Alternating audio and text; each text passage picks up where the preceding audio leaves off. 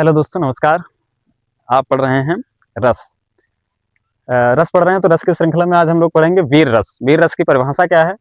विभाव, अनुभाव एवं संचारी भाव के संयोग से जहाँ पर उत्साह नामक अस्थायी भाव की निष्पत्ति हो, वहाँ वीर रस होता है। विभाव, अनुभाव एवं संचारी भाव के संयोग से जहाँ उत्साह नामक अस्थायी भाव की निष्पत्ति हो, वहाँ वीर रस होता है। कहने का मतलब जब अ, अंदर से उत्साह आए, कोई बात कही जाए तो अंदर से जोश, उत्साह वाली बात कही जाए, जोश वाली बात कही जाए, उसी में वीर रस है।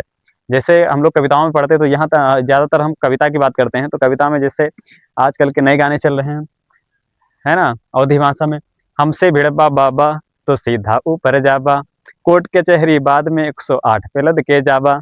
तो ये कौन सी उदाहरण है? वीर रस का उदाहरण है। इस तरह साहित्यिक उदाहरण हम लोग देख लेंगे।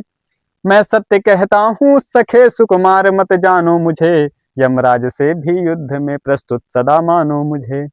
ठीक है, ये अभिमन्यु का और उनके पिता युधिष्ठिर का जो है कथन है।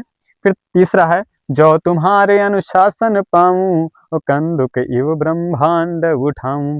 ये लक्ष्मण जी का कथन है, जो है रामचरितमानस में। जब धनुष भंग की बात, कोई धनुष नहीं उठा पाता तो गुस्सा होकर के कह रहे थे कि जो तुम्हारा अनुसार तुम्हारी आज्ञा पाऊं तो जो है कंदुक मतलब गेंद के समान पूरी ब्रह्मांड को उठा सकता हूँ। धनुष किस खेत की मूली है। ठीक है, तो यहाँ पर ये है अनुशासन, यानी अपने भाई और गुरु से अनुशासन। फिर है चौथा, रण बीच चौकड़ी भर भर कर, चेतक बन गया निराला था, राणा प्रताप के घोड़े से पड़ गया हवा का पाला था। ठीक है, इसी तरह के कई उदाहरण हैं, जैसे बुंदेले हर बोलो के मुख हमने सुनी कहानी, खूब लड़ी मर्दानी वो थी झांसी वाली रानी। तो इस तरह के कई उदाहरण हैं, तो हम लोग ये पढ़ सकते हैं। धन्यवाद। आगे हम लोग पढ़ेंगे हास्यरस।